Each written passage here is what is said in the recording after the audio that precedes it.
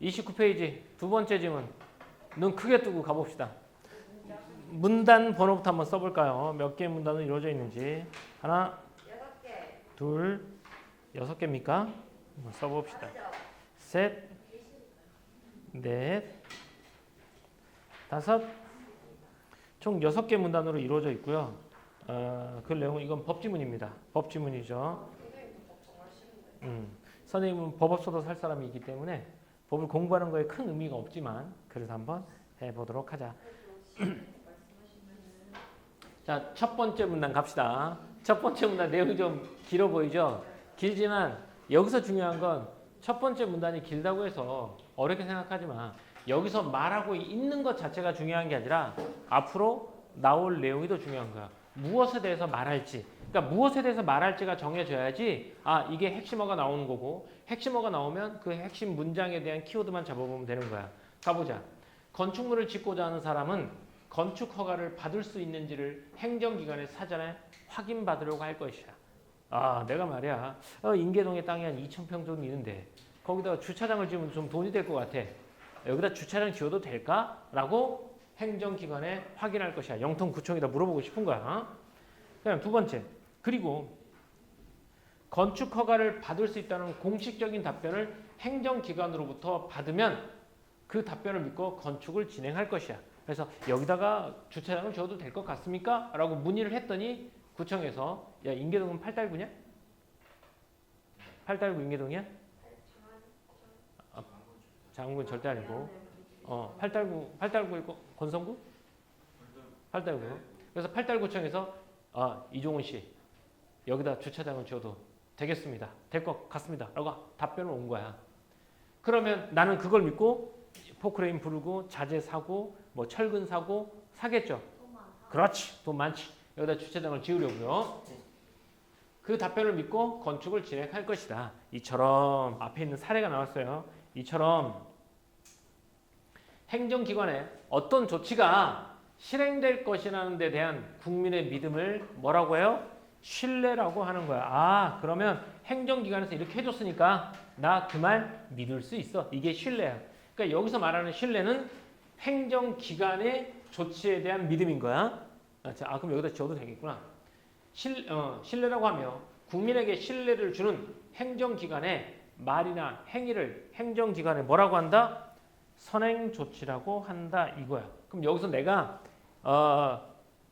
8달구청에 인계동에다가 2,000평 정도의 주차장을 지어도 될 것 같아요? 라고 물어봤더니 8달구청에서 지어도 됩니다. 라고 말했지. 지어도 됩니다. 이건 뭐야? 선행조치. 지어도 되는 걸 믿었지 내가. 그걸 뭐라고? 신뢰. 그리고 나는 공사를 진행하는 거야. 이렇게. 그런데 행정기관의 선행조치가 행해진 이후 여기다 주차장 지어도 됩니다. 선행조치가 이후에 법적 하자가 발견돼서 여기 주차장 지으면 안 되는데 나중에 법적 하자가 발견됐단 말이야. 그러면 행정기관은 선행조치에 반하는 다른 조치를 취하게 되고 주차장 허가를 어떻게 한 거야? 취소. 불허를 내게 두고 이 경우 국민의 권익은 뭐 할 수 있어? 침해당할 수 있어. 왜? 내가 어떤 권위를 침해당했어? 사람 쓴 거, 기계 부른 거, 물건 산 거, 돈 썼잖아. 정신적 피해. 그 권익이 어떻게 돼? 침해당할 수 있지. 이럴 때는 어떻게 해야 돼?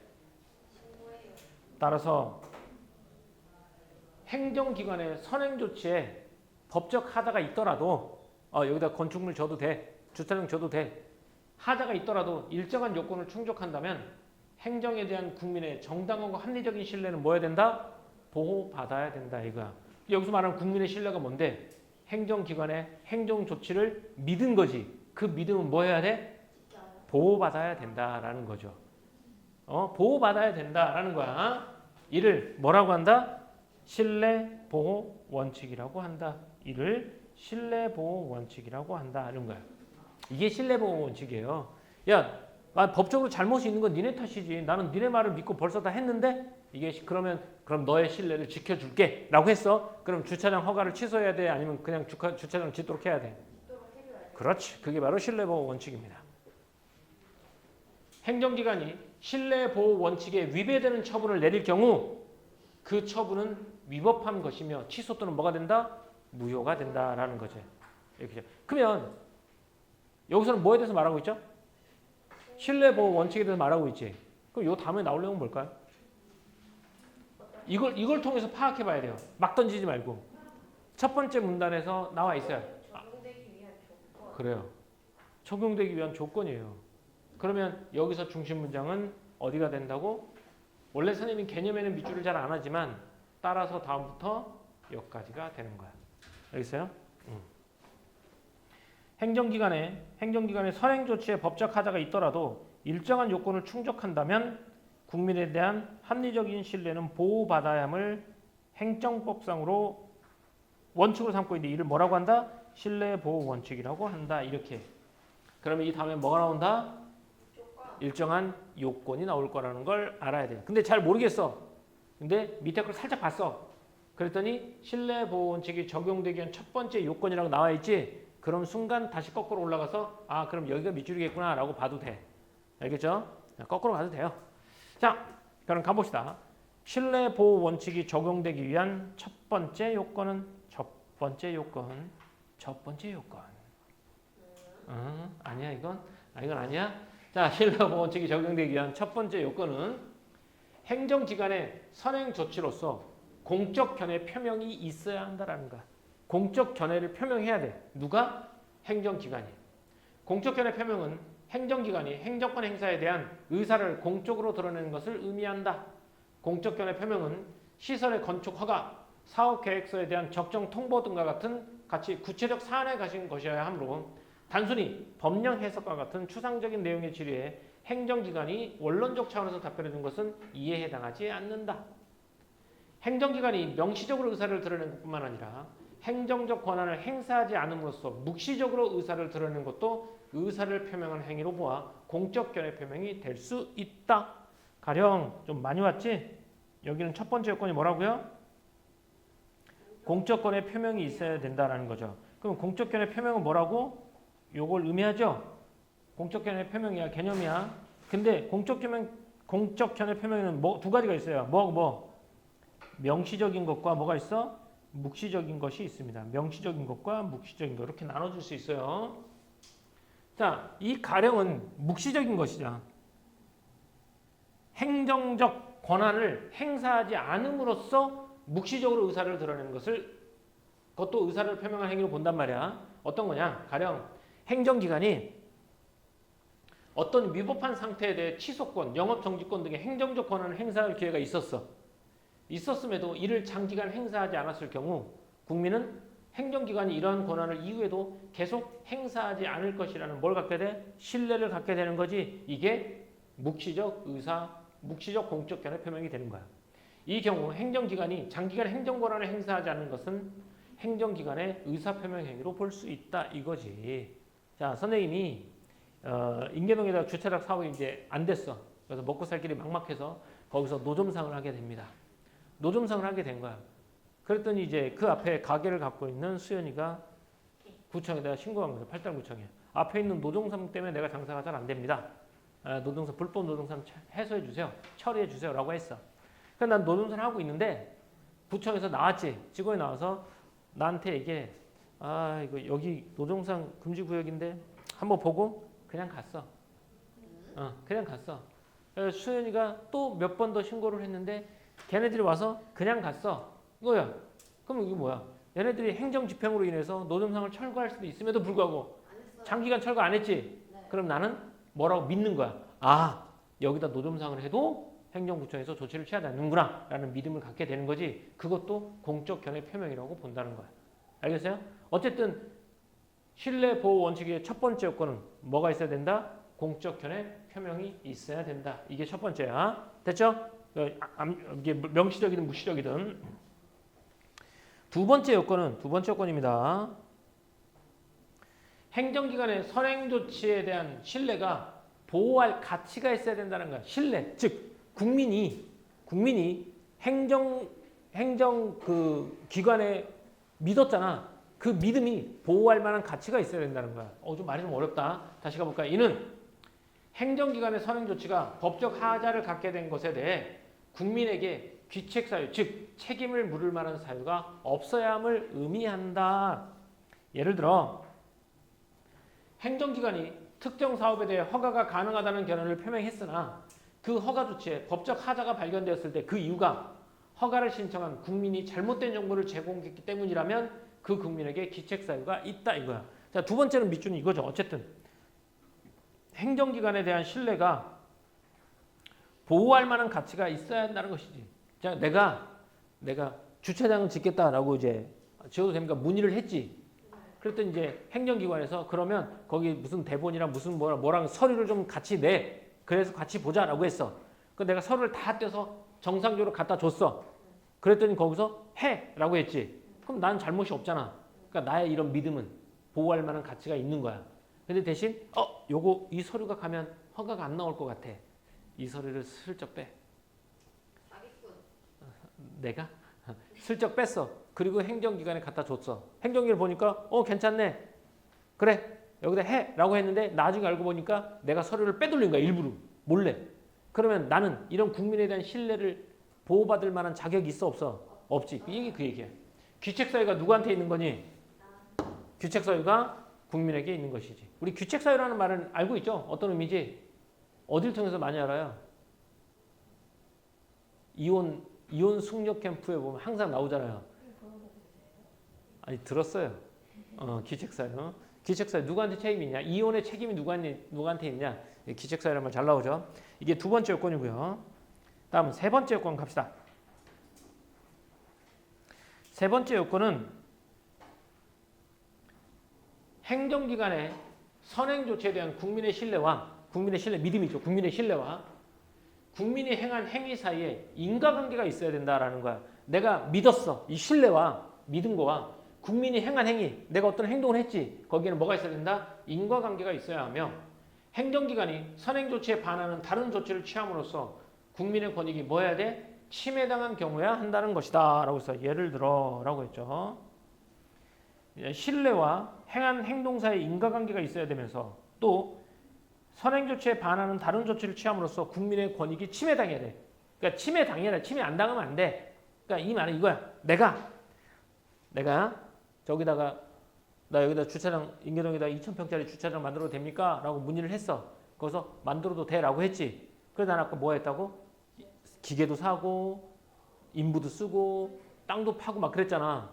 근데 내가 이런 행동을 한 이유가 행정기관에 선행 조치가 있었기 때문에 내가 이 행동을 한 거지. 이건 인과관계가 있는 거야. 근데 문의를 했어. 답변을 보지도 않고 내가 막 공사를 했어. 그럼 이거는 인과관계 성립이 안 된다는 거야. 이게 첫 번째. 그럼 두 번째는 뭐냐? 선행 조치에 반하는 다른 조치를 취함으로써 국민의 권익이 침해당해야 되지. 내가 딱 했어. 해도 됩니까? 거기서 해도 된대. 그렇지? 그럼 나는 공사를 진행을 안 했어. 근데 나중에 야 이거 잘못됐어 라고 반하는 조치를 했어. 내가 손해본 게 있어 없어? 없지. 없다면 신뢰를 보호받지 못한다라는 얘기가 되는 거야. 자 예를 들어 가볼게요. 영업을 허가할 수 있다는 행정기관의 공적 표명이 있었죠. 이 선행 조치를 신뢰한 개인이 물품을 구입하고 직원을 채용하는 등 영업 준비를 진행했지. 이후 행정기관의 영업을 허가하지 않아서 개인이 손해를 입었지. 인과관계도 있고 뭐도 있어. 손해도 입었지. 이렇게 해야 되는 거죠. 이 요건에 따라 국민이 행정기관의 선행 조치가 있었으면 인식하지 못했어. 있었으면 모르고 그냥 내가 한 거야. 인과관계 없죠. 선행 조치 관련된 상황이 사후에 변경될 수 있다는 가능성을 행정기관이 국민에게 미리 알렸어. 이거 나중에 바뀔 수 있으니까 미리 공사 시작하지 마. 했는데도 했어. 그러면 신뢰를 보호를 주장할 수 없다라는 얘기가 되죠. 이게 몇 가지 요건이었어? 세 가지 요건이 되겠죠? 신뢰 보호 원칙의 성립 요건 몇 가지? 세 가지. 첫 번째는 공적 견해 표명이 있어야 된다는 거. 두 번째는 신뢰를 보호할 만한 가치가 있어야 된다는 거. 왜? 거짓이 아니어야 돼. 귀책사유가 국민한테 있으면 안 돼. 그다음에 세 번째 선행 조치와 국민의 행위 간에 뭐가 있어야 돼? 인과관계가 있어야 되며 반하는 조치로 인해서 뭐가? 반하는 조치로 인해서 국민의 이익이 침해되어야 한다. 이렇게 된 거죠. 요건 세 가지 됐습니까? 이 글은 쉬운 글이에요. 왜 쉽냐면 글이 구조가 짝짝짝 잘 되잖아. 자 여기까지가 신뢰보호 원칙의 요건 세 가지였어요. 다음 다섯 번째 문단. 신뢰보호 원칙은 이상과 같은 요건이 모두 충족될 때 적용될 수 있어요. 그런데 요건을 모두 충족하더라도 신뢰 보호 원칙이 적용되지 못할 수도 있다라고 했지. 얘는 뭐야? 신뢰 보호 원칙이 뭐야? 예외. 그렇지. 예외. 예외는 밑줄이죠. 요건을 모두 충족하더라도 신뢰 보호 원칙이 적용되지 못할 수도 있다. 이게 예외 규정이 있다는 거야. 민아, 예외 규정이 있다는 거야. 국민의 신뢰가 침해됨으로써 국민이 입게 되는 불이익이지. 내가 입게 되는 불이익. 이것과 공익 및 제3자의 정당한 이익과 비교하여 뭐가 더 커? 공익 및 제3자의 정당한 이익이 필요성이 더 크다고 판단되면 그렇게 되는 경우가 대표적이다. 또한이라고 했으니까 예외는 몇 가지가 있겠니? 여러 개. 일단 여러 개가 있죠. 하나, 또한 다음에 몇? 2. 신뢰보호 원칙은 행정기관이 공적 견해를 표명할 당시의 사정이 그대로 유지됨을 전제로 적용하기 때문에 행정기관의 선행조치 이후 사실관계나 법적 상황이 변경된 경우는 적용되지 않을 수 있다. 여기 신뢰보호 원칙의 예외 몇 가지? 2가지 이렇게 되는 거야. 그래 구성은 되게 간단해. 그러니까 문제도 쉽지.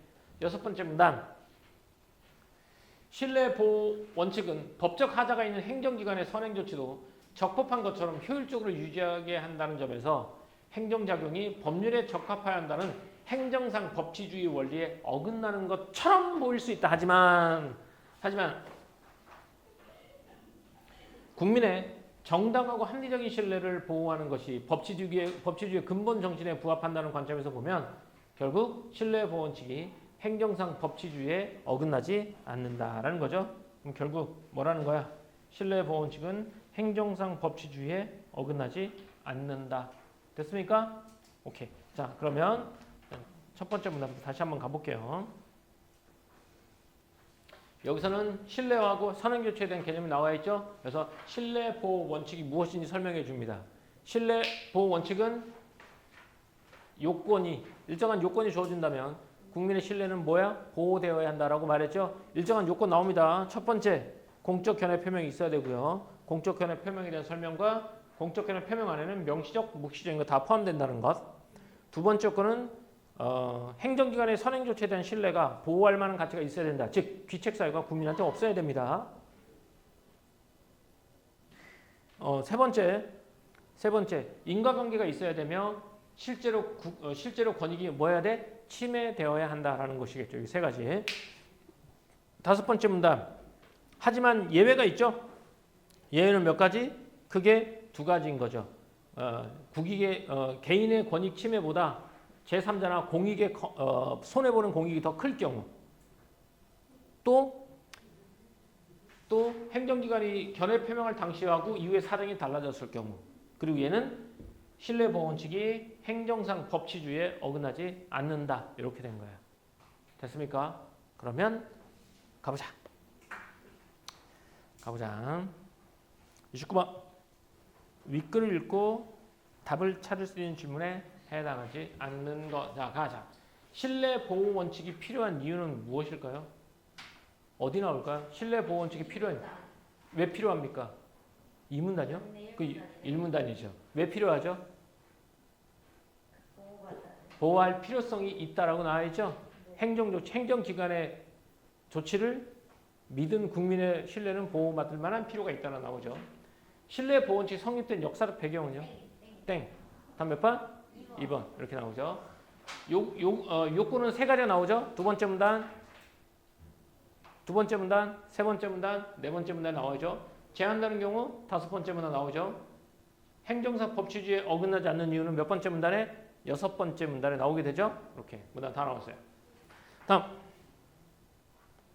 공적 견해 표명에 관한 설명 중 적절하지 않은 것에서 공적 견해 표명 명시적인 것과 묵시적인 것 모두 포함한다고 했지. 자, 한번 가볼까요? 1번. 행정권의 행사에 대한 행정기관의 의사를 공적으로 드러내는 것을 의미한다. 본문에 찾아보면 이게 공적 견해 표명의 개념이죠. 네, 맞네요. 행정기관의 명시적 의사표명뿐 아니라 묵시적인 의사표명도 해당될 수 있다. 맞습니까? 네, 둘 다 포함하죠. 구체적 사안과 관계없이 법령의 해석에 대한 질의에 답변해 준 것도 포함될 수 있다. 이것도 포함될 수 있습니까? 본문에 찾아보세요. 될 것 같아요. 아니, 될 것 같아요가 안 돼요. 본문에 정확하게 근거를 찾으세요. 구체적 사안과 관련된 것이어야 한다라고 나와 있어요. 일반적인 법령 해석과 관련된 것은 포함되지 않는다라고 나와 있으니까 땡. 답은 3번이 됐습니다. 국민이 신뢰를 갖게 되는 대상이죠. 행정기관의 말이나 행위를 통해 드러낼 수 있다. 맞고.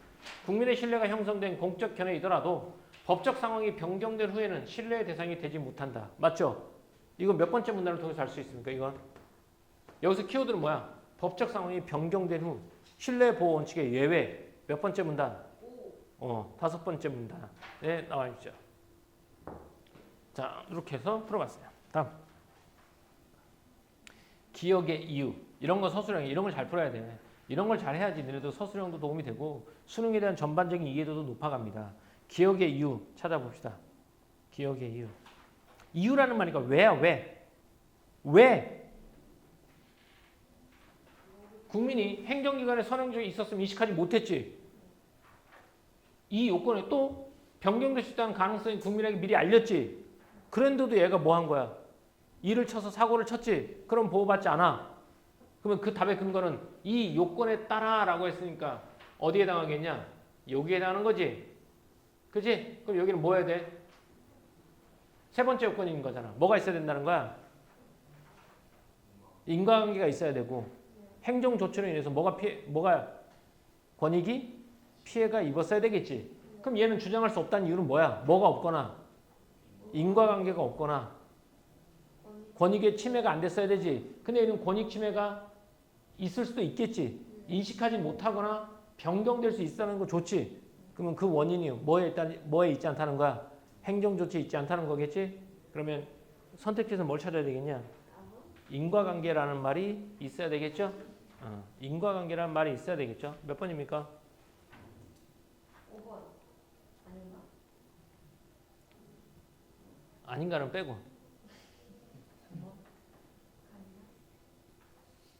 몇 번이야? 5번입니다.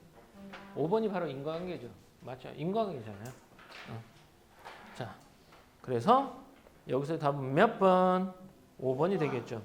선행조치에 대한 신뢰가 원인인데요. 국민의 행위가 이어진 것이 아니거든. 왜? 선행조치가 있었는지 모르고 했잖아. 그래서 31번의 답은 5번. 항상 그래서 여기서 답이 나온 이유는 이 기억에서 본 게 아니라 어디 나와 있어? 결국은 요 앞에 나와 있잖아. 그러니까 여기서 서술형이라고 생각하고 왜 그런데 이 요건에 따라라고 했으니까 요 앞에 있는 내용을 봐야 되겠죠. 자,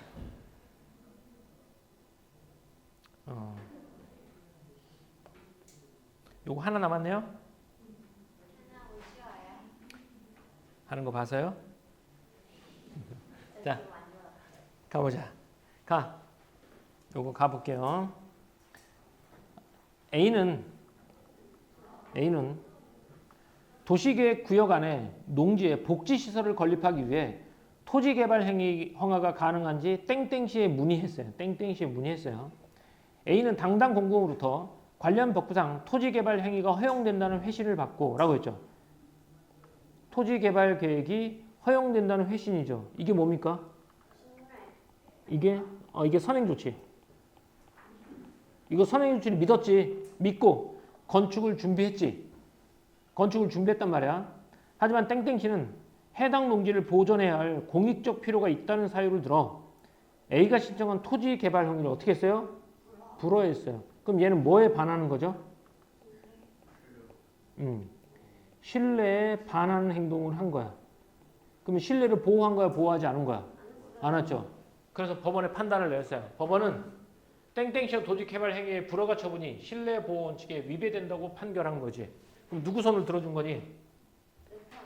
A 편을 들어준 거야? 땡땡시 편을 들어준 거야? A 편. 그래서 뭐라는 거야? 신뢰 보호 원칙에 뭐 한다? 위배된다라고 한 거죠. 뭐가 위배되는 거야? 여기 있는 토지 불허가가. 이렇게죠. A의 손을 들어준 거예요. 그렇죠? 다음. B는 나도 한번 가볼게. B는 특정 대기 유해 물질 배출 시설의 설치가 금지된 땡땡시에 공장을 설립했어요. 땡땡시에 공장을 설립했어요. B가. 설립 당시 B는 특정 대기 유해 물질은 배출되지 않고 먼지와 배기가스만 배출될 것이라고 계획서를 제출했습니다. 근데 이 계획서가 그러면 찐이야 가짜야? 가짜지? 왜? 유해 물질이 배출했잖아. 그래서 땡땡시로부터 설립 승인을 받아 배출시설 설치 신고를 마친 후 공장은 운영했다. 그러나 이후 특정 대기 유해 물질이 검출됨에 따라 땡땡시는 폐쇄 명령을 했지. 그럼 여기 폐쇄 명령이 뭐에 반하는 거예요, 그러면? 신뢰에 반하는 거지?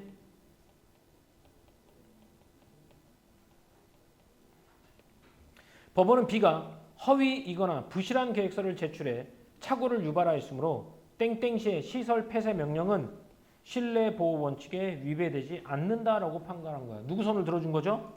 땡땡시의 손을 들어준 거지. 그러면 그 왜 신뢰를 보호할 만한 가치가 없다고 판단한 거지. 왜? 기책 사유가 누구한테 있기 때문에? B한테 있기 때문에. 이거 신뢰를 보호할 가치가 없다. 그럼 몇 번째 요건을 어긴 거냐 이게? 요건 몇 번째 요건을 어긴 거죠 이거? 찾아봐 본문에서 두 번째.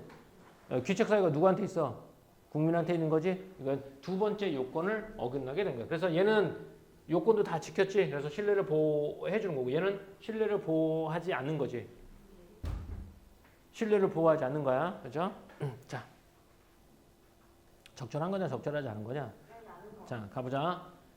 가에서 A가 신청한 토지개발 행위에 대한 행정기관의 불허가 처분은 법원에 의해 위법하다고 판결받았어. 맞습니까? 맞아요? 예. A 손을 들어줬잖아요. 신뢰보호 원칙이 위배된다고 말한 거야. 불허가 처분이. 가해사 A는 토지개발 행위가 허용될 것이라는 담당 공무원의 회신을 행정기관의 선행조치로 신뢰했다고 볼 수 있고 맞지? 이걸 신뢰했죠. 그래서 공사를 시작했잖아요.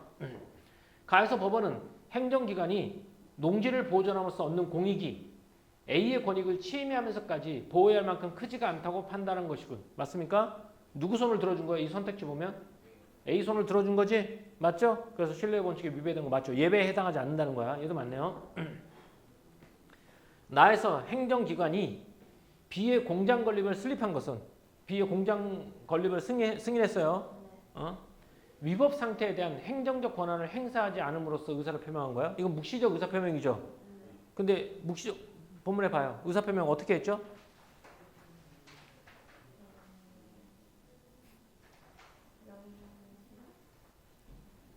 설립 승인을 받아라고 나와 있잖아요. 설립 승인을 받은 거죠. 묵시적이 아니라 뭐야? 명시적인 거죠. 틀렸어요. 나에서 법원은 공장 설립을 허가한 행정기관의 선행조치가 법적 하자를 갖게 된 것에 대한 귀책 사유가 누구한테 있어? 국민한테 있지. 그래서 신뢰를 보호할 만한 가치가 없다. 이렇게 판단한 거겠죠? 맞습니다. 그래서 답은 몇 번이요? 4번이 되겠죠? 오케이. 좋습니다. 좋습니다. 좋고요. 자, 이렇게 해서 독서 두 지문을 해봤습니다. 잠깐 쉽시다.